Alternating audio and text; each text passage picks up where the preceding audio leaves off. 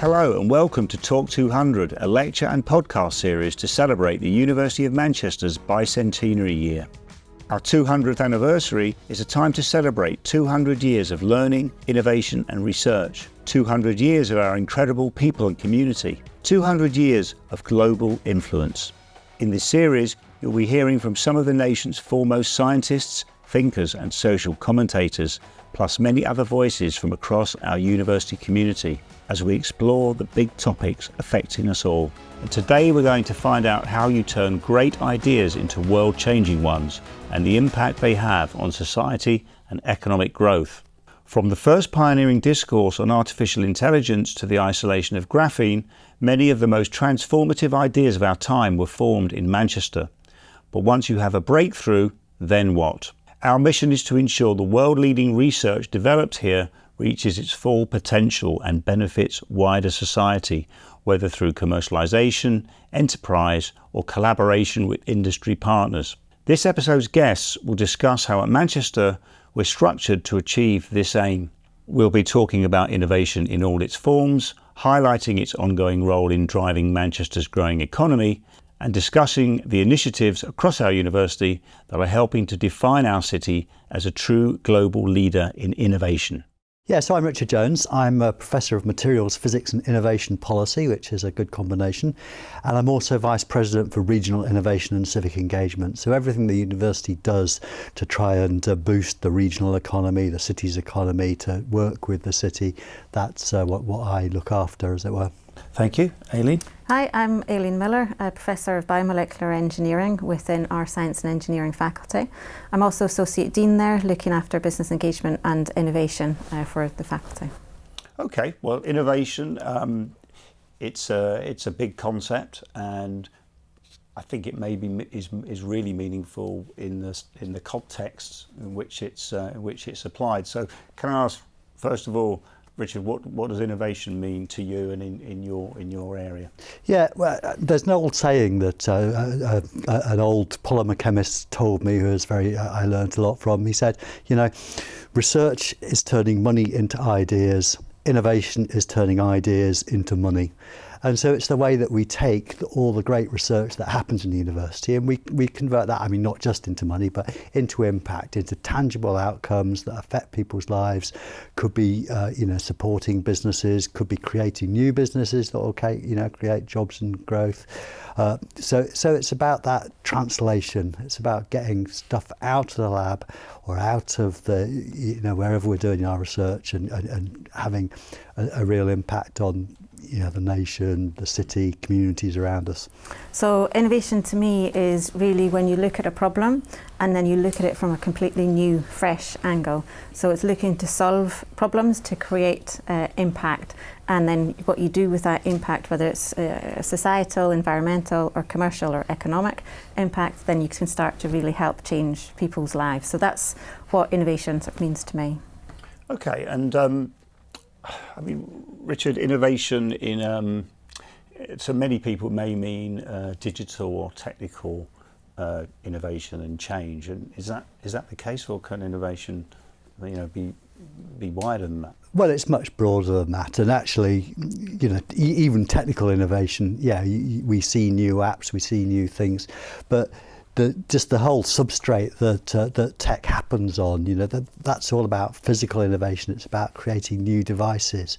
So there's a whole range of places where it's important. It's creating new sources of energy, new ways of processing information, new ways of dealing with health issues, which is a really big deal for all of us. So innovation happens all the time, and it's often not terribly visible. People don't notice the fact that their products have got a little bit better, things work a little bit better, things are a bit more efficient. So yeah, there's some kind of really big breakthrough innovations that look really obvious, and then there's just the kind of relentless progress of everything just getting a little bit better, people working out how to do things in a better way, getting slightly better products, working out how to make the processes by which they make them a little bit more efficient. So yeah, it's both big radical changes but lots of little stuff as well, and it's that adds up to progress, really. So what's the link between innovation and economic growth? So there's a couple of angles to it. One is thinking about sort of creating more money that comes through the economy. So that's thinking about building processes better so they're more efficient, take less time so the companies can make more product, make more money on an annual basis. And also then if you start to innovate, you can start to create new jobs, and then that all then helps create a better economic environment for the region and the UK and globally. So within that, sort of drilling down, there's a couple of different areas we can look at. So innovating in partnership with companies and businesses.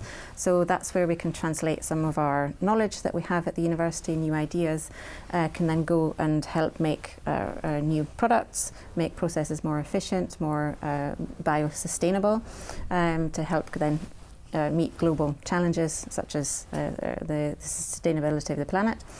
And then thinking about entrepreneurial side of things, then you can start to think about taking some of our innovations out to create new startups, to create spin-out companies, and that's when you're taking new knowledge out and creating new entities to help solve current challenges that we are facing in our everyday lives.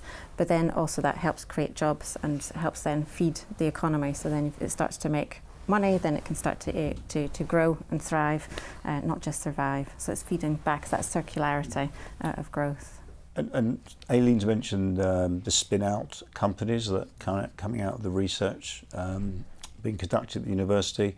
I mean, there is a growing sort of ecosystem, isn't there, in not only in the university but in Greater Manchester, in this kind of area where people may believe that America is a sort of natural home for that kind of activity. But Richard, can you sort of give us some detail of how that's growing in this city? Yeah, absolutely. So yeah, people do think, oh, this only happens in the States. That's not true. There's a very big kind of spin-out venture capital supported spin-out scene in the UK, and Greater Manchester is probably the biggest centre of that outside Greater London and Oxford and Cambridge. So it's been growing very rapidly.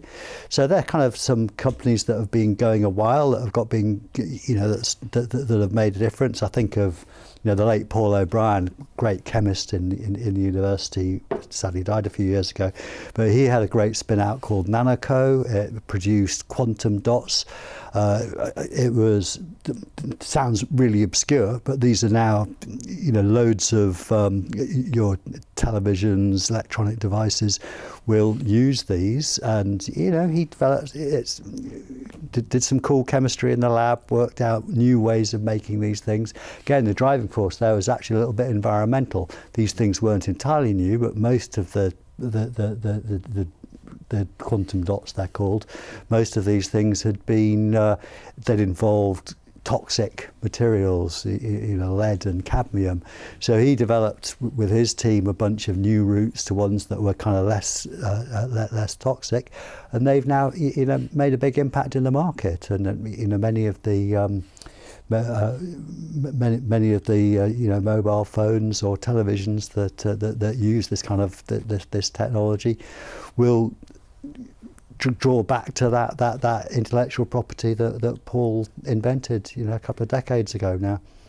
And it's not just in nanotechnology, is it? Aline, is life sciences and environmental sciences. I mean, do you know of other businesses that are coming out of Manchester University that the general public might hear about in years to come? Yeah, absolutely. There's several companies that are starting to come through the pipeline that are starting to flourish and grow.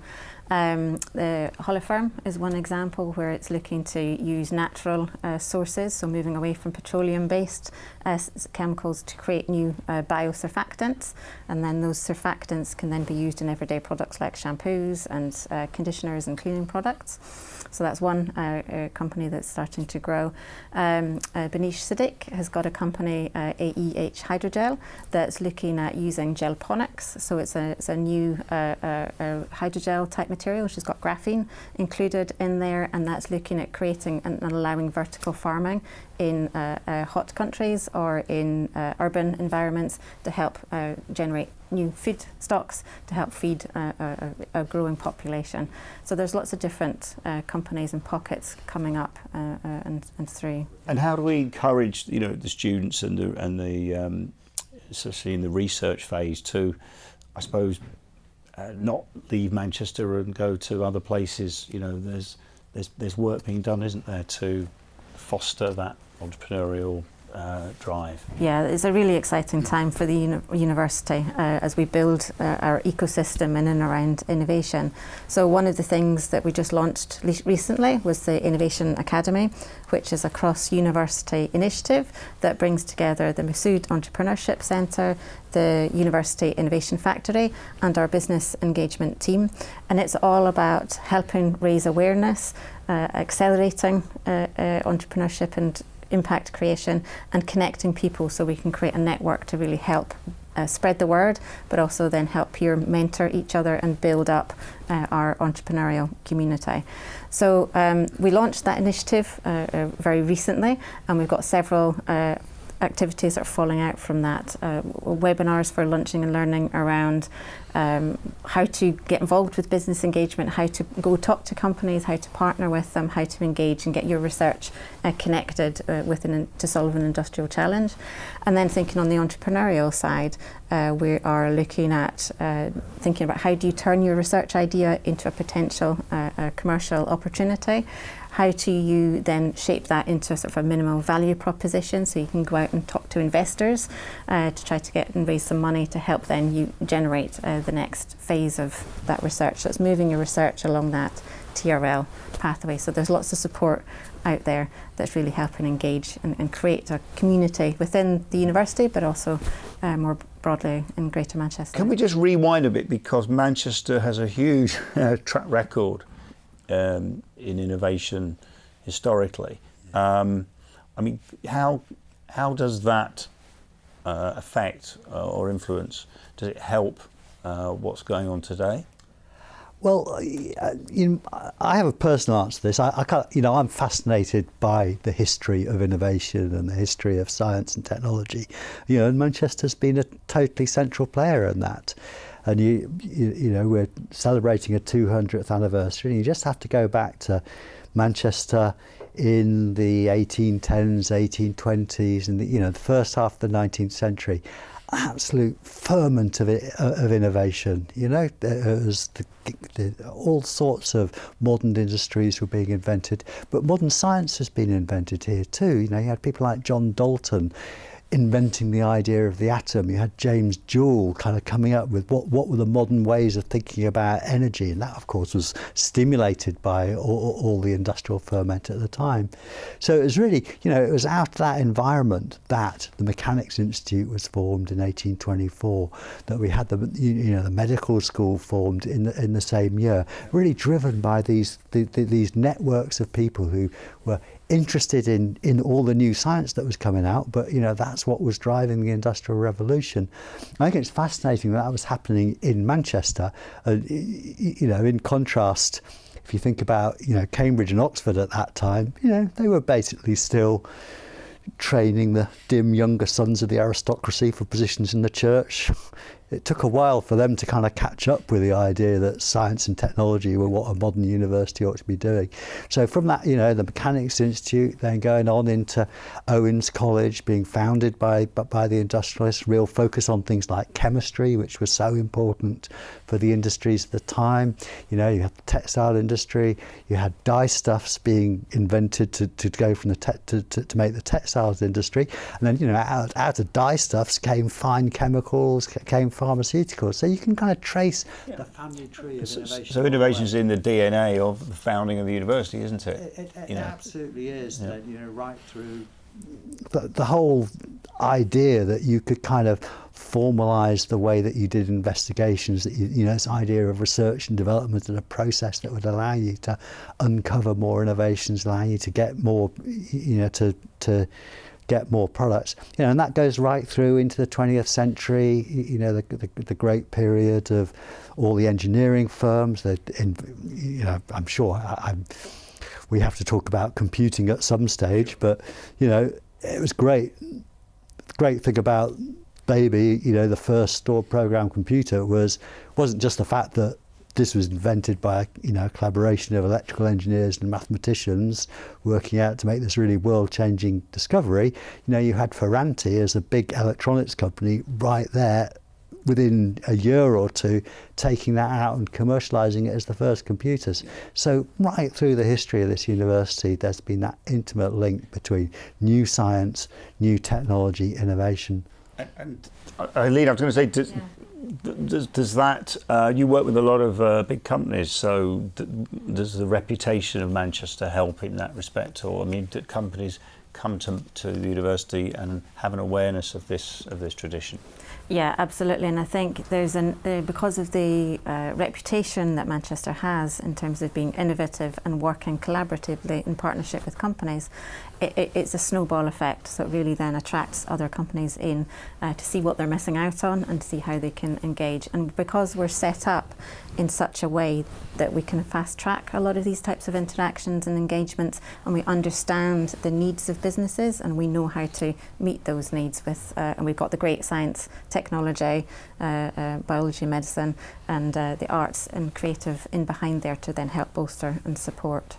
And actually, because Manchester's so innovative and has got that relationship with businesses, it's what attracted me to the university in the first place. Not in the 1800s, I need to add, but 20 years ago, I was joined and worked in a centre that was across engineering, science, and pharmacy and medicine, looking at translating materials knowledge into clinical applications. And it's what attracted me and is what kept me here and many others and today.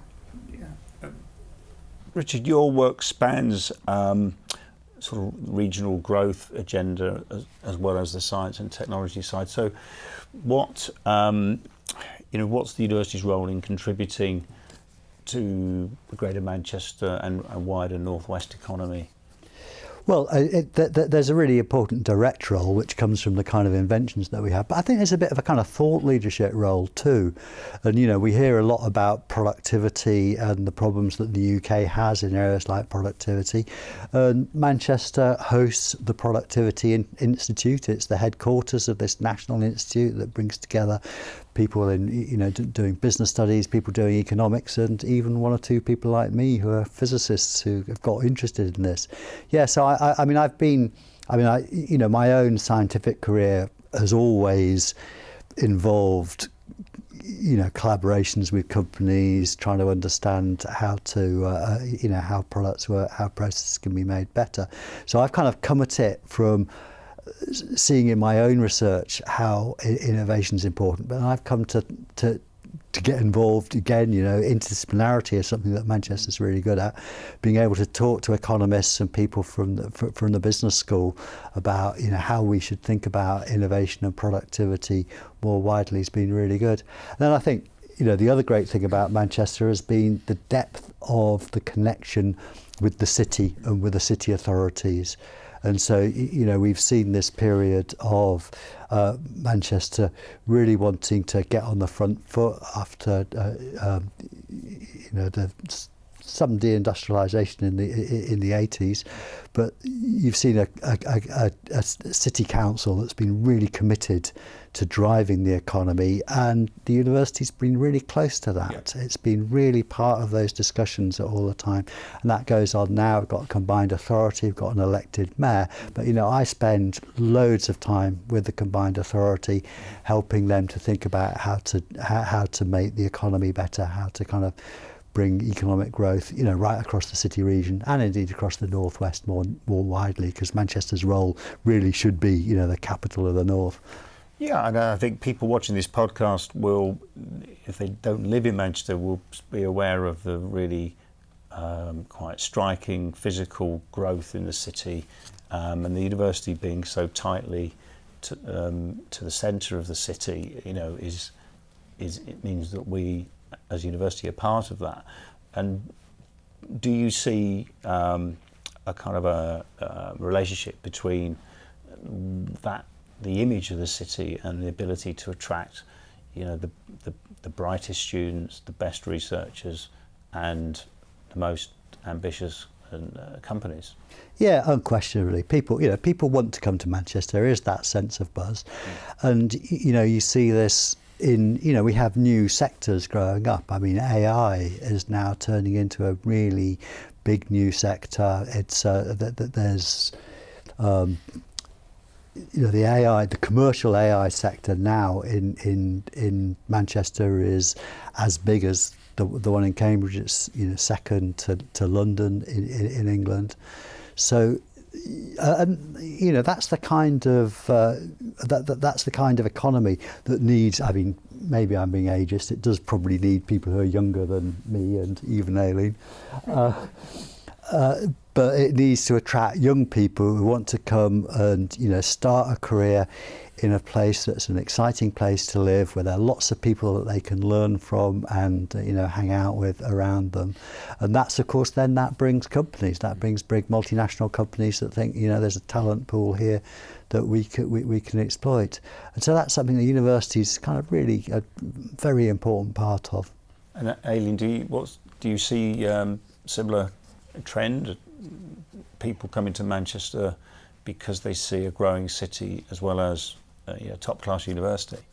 Yeah, I've been in Manchester for over 20 years now, and I've seen it change dramatically over that time period in terms of a city and how the city interacts with the university, and it's really starting to come together and thrive. So we're hoping that Manchester is going to be known for more than the football over the next 10 years, that it's going to be known for the science, technology, creative, industrial, innovation hub. But yeah, I think in terms of the city, there's a lot of activity, a lot of sort of the entertainment and art starting to really grow and thrive. And that whole combination just creates a real buzz about the city, and it really attracts people in, that we have everything that a big capital city has, but we don't have the prices of London. So thinking about the growth of the city centre, the university is playing a very integral role in that, is with the ID Manchester area, which people may have seen headlines about, but can we put some detail around that, Richard? Yeah, absolutely. So ID Manchester is the name we give to the redevelopment of the North Campus, the old UMass campus. And I think it was a really visionary decision by the university, probably a decade ago now, to say, we're not just going to kind of sell that to the highest bidder. We're going to really work to make that a real hub of innovation, innovation district. And so we're working, so we had quite a rigorous process to find a commercial partner, because obviously this needs really serious money to build out. So we ended up forming this joint venture with Bruntwood SciTech, which I think has got a really great shared vision for what we both want out of it. We want it to be a place where new businesses will come, where existing businesses will be attracted from overseas or from the rest of the country, to really make the most of the people that we've got in the university, the resources that we've got, to create this idea of an innovation district. So it's a really big multi-year project. It's going to take a couple of £1 billion to develop out in full. So we've had to get really major financial backing from this. Legal and General, one of the major institutions that's supporting it. So we're working to kind of create this vision of a new part of Manchester that will be focused on innovation. It will have very high value businesses coming there. People will want to go there because there'll be this ferment of ideas and new thinking taking place. We want it to be very inclusive. We want it to be open to the rest of the city, so people will come there and think, this could be for me too. I could be taking part in this innovation economy. So it's really exciting. We're just about getting to the first tangible outcomes of it will be happening very soon. soon, and Aline's been really driving what that first outcome's going to be. A lot of former students will remember the big old UMIST main building. Is there a use being found for that? Yeah, so that's the Reynolds building. So I remember teaching in there as well. It's going to be the first building that's going to open on ID Manchester campus. So it's really exciting. In September, it's going to reopen its doors, and it's going to be an incubation hub. And it's going to be sort of the beating heart of the ID Manchester campus. So we're going to have foundational partners that are all there to help really accelerate innovation. So we're going to bring in venture capitalists, we're going to bring in accelerator programs, sort of founding investor partners to really help create sort of wraparound care for entrepreneurs who want to come in and sit in that building. So one of the exciting aspects that we've been pushing and driving forward is the creation of a innovation hub. It's going to be a hot desking area and a cafe, so a great coffee spot up on North Campus, and have lots of soft seating so people can come into the building and can network. If you're an entrepreneur and are founding a business, or you've even got an idea that you want to turn into something commercial and explore it, you can come in, sit in one of the hot desking areas, and you'll have certain period of time where you have free access to the building and the support that's going to be there and provided. And then as your business grows, there'll be sort of hands being held as you move through your commercialisation journey, start to gain funding. Then you can just pay rental operational costs, so very much reduced costs to really help facilitate, engage entrepreneurs and accelerate them on their journey. So a real exciting opportunity for staff and students working in that space, or even just got the ambition to work in that space. Super example of almost the crystallisation of the old traditional Manchester University and the future-looking university into the third century, just within that building. And some of the lecture theatres that they're being kept and will be open as conference venues, but also thinking about bringing the community in, so we'll be there to host community events, bringing school children in to just help them be part of that ecosystem, explain a little bit about the science, engineering, tech that's happening in that area. And really one of the successes of ID will be for the sort of the local community to be inspired to then come and work in and around ID, and or come into the university and gain qualifications, so then they can grow and flourish again moving forward. Yeah, I think it's going to be a real international magnet. We're already seeing this interest from around the world about what we're doing here. Interest from particularly London, the venture capital community in London, I think, is really starting to see the potential there. It's just a short step away from the railway station, so the idea is that can be a real nucleus for all the people with money, people with connections to come in and be part of this. I think another big part of it that we can do in Manchester that's difficult in other places is this idea of scaling. The UK is pretty good at producing spin-out companies. It's not been great at scaling them up. It's not been great at when the factories are built and the scale increases. That's to do with investment, isn't it, as a kind of a funding, traditionally funding challenge? Yeah, so I think that's something that we can do in Greater Manchester. We've got space, we've got development sites. There's things like Atom Valley up in Rochdale and Bury, where if we want to get that idea. There's this smooth path, so we can get an idea into a spin out, do some stuff in the lab, demonstrate it, go to a pilot plant, get proof of principle. But then we'd like to see this turning into factories that are employing lots of people and really going back to this question of how do you boost the whole economy of the north. So that's the vision. We really see it as a driving force for the whole economy. And we've got a couple of really good vehicles that are helping kickstart those types of initiatives. We've got the Turing Innovation Catalyst, which is focusing on digital and AI and helping bridge that gap between sort of fundamental research and commercialisation or company need. And also then they've got accelerator programs to help entrepreneurs or researchers to take their idea and turn them into innovative new companies. We've also got the Innovation No, we don't. We've got the Industrial Biotechnology Innovation Catalyst, which is doing exactly the same but within biotechnology and looking more broadly across the Northwest. We've got Pankhurst, which is doing that in and around the health tech area, and we've got the Graphene Engineering Innovation Centre right next door to ID Manchester campus, which will help really translate and scale for anything involving graphene. So I think it's an exciting opportunity for the university that can help increase its interactions with businesses, increase our income into the university through that route, community engagement and outreach, so helping with the social responsibility, helping with our commercialisation and helping students and staff realise commercial opportunities from their research. Graphene is one discovery that Manchester University is known for. A lot of people would have heard about its exciting potential. Richard, could you give us a bit of background on what graphene is and what opportunities come from it? Yeah, so graphene is a new form of carbon. So it's essentially a single sheet that's a single atom thick, and the carbon is bonded, the carbon atoms are bonded together in this hexagonal structure. And it's got some really amazing properties. The properties of electrons travelling in it are really,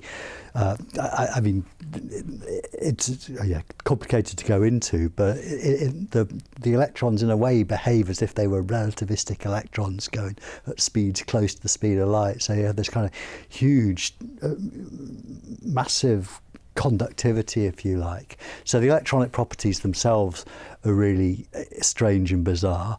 And then the mechanical properties are fascinating too, because this bond, that carbon-carbon bond in a sheet of graphene, that's pretty much the stiffest and strongest interatomic bond that we know about. So it was, a massive surprise and a massive delight when it was discovered by Andrei Geim and Kostya Novoselov in the early 2000s. I mean, I remember at the time, thinking to myself, you saw this huge explosion of activity across the world, people copying this, people piling in to see what they could do. I think, the physics community, we knew that was going to get a Nobel Prize, before it happened. So it's been really fascinating, and it's just created whole areas of new physics.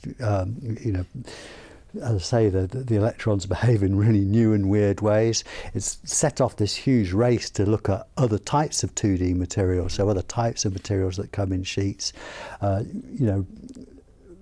Bizarre new properties like the way that water gets transported between the layers in graphene. Again, something that Andrei Geim has been really active in pursuing.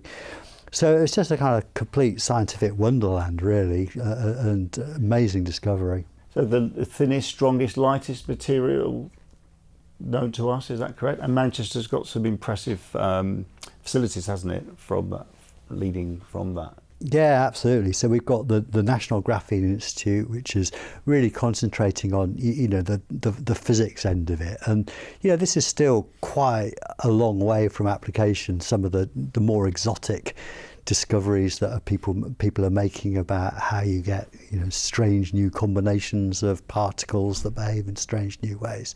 But then we've also got the Graphene Engineering Innovation Centre, which is where we're starting to see applications come out now, particularly of the kind of new mechanical properties, I think it's fair to say. Yeah, and I think one of the things that's really exciting about the graphene is that there's still fundamental science being progressed from it, but actually it's got a huge breadth of different types of applications due to its really unique properties, ranging from additives in trainers to make them more durable, stronger, and that was transferred from the university to a company, all the way through to then being the basis for spin-out companies, water purification, so it's using the hexagonal lattice structure to help trap ions then for water purification, or looking at reinforcing concrete, so Concretine, the new company that's raised a huge number of millions of pounds, where we're actually starting to pour concrete in large spaces that is more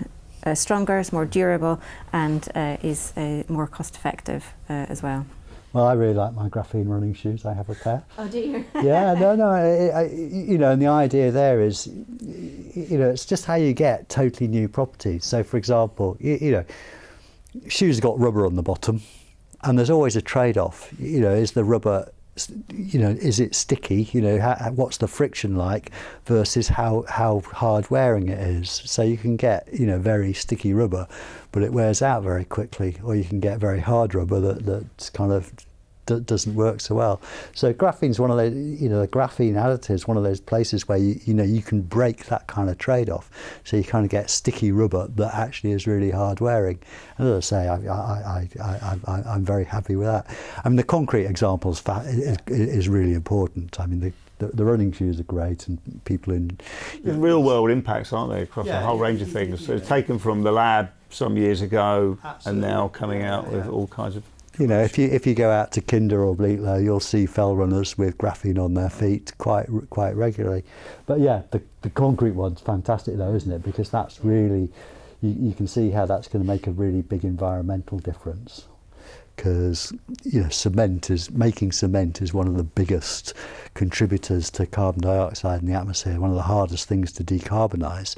So anything that you can do that reduces the amount of cement you need to use to get the same strength, that's going to have a massive impact. So I think that's why we're really excited about concretine, because again, it's this kind of magic dust element to graphene that because it's a 2D material, if you can disperse it right, you just put the tiniest amounts in and it will really substantially change the properties. So that's the sort of thing that I think people are getting very excited about. Yeah, and I think because graphene was discovered here, I think it attracted quite a lot of research investment money into the area for commercialisation, but also fundamental research.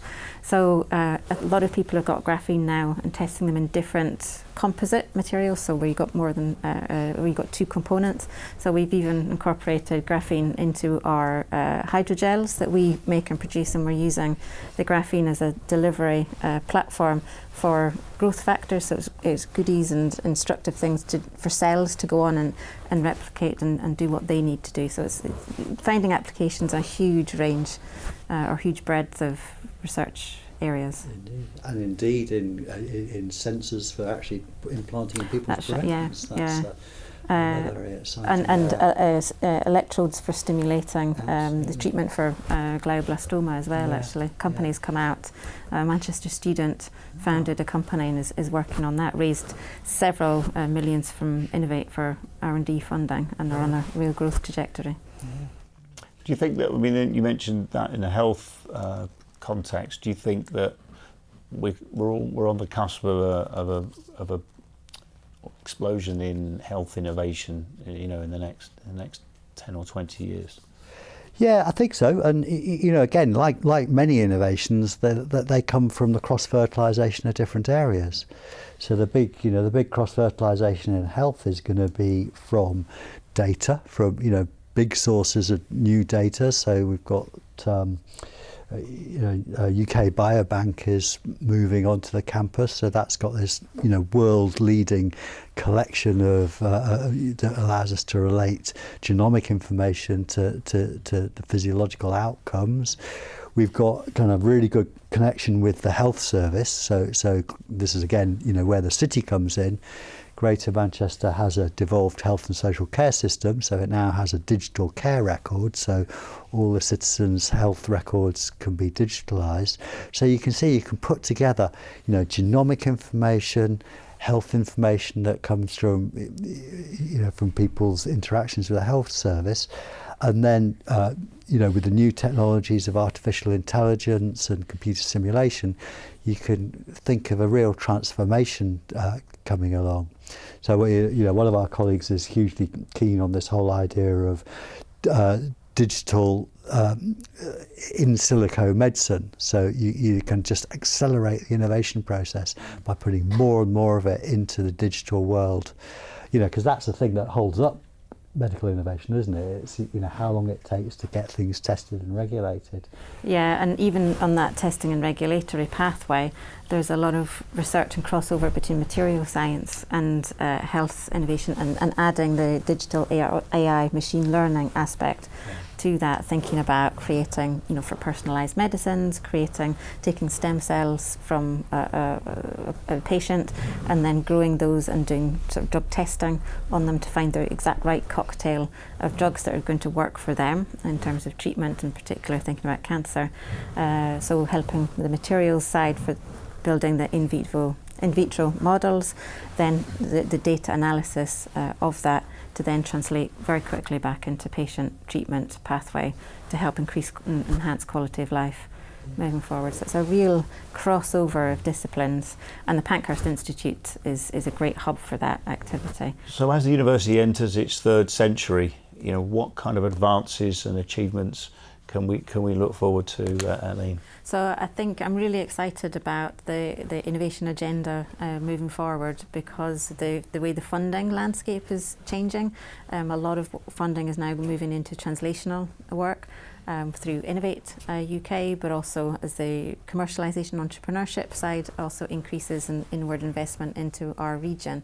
So for me, I think it's all about how do we as a community meet the current global challenges, whether that be the sustainability of the planet, thinking about how we interact and use everyday products and how we manufacture those, from toothpastes to hair gels to creams and ointments to help us live healthier, longer lives, and how we integrate all of those things and fast track them using digital and AI. Yeah, I think the world faces quite challenging times at the moment. I mean, the UK faces challenging times, and I think there's pressure on the university to respond to those, but I think the university is already there, and it's already organised itself. As Aline says, we've got a productivity problem, which is an economic problem that the nation as a whole faces. We've got a problem of getting to net zero. How do we translate the energy economy to how can we prosper and do that in a way that's affordable? We've got a healthcare issue. We want to keep our healthcare system sustainable, and we're in a dangerous world, and keeping the nation safe is going to be more important. So I think there will be changes in that we have to respond perhaps more urgently to these challenges than universities have done in the past. I think the University of Manchester's further down that road than other universities, and I think that's how we're going to prosper in these new times. You mentioned these large-scale challenges facing us all. Does the general public have to fear the word innovation, in that they may feel underinformed about some of the opportunities that we've been talking about today? Yeah, I mean, innovation isn't always positive in the way that it works out in society, and I think that's something that in the university we can handle in two ways.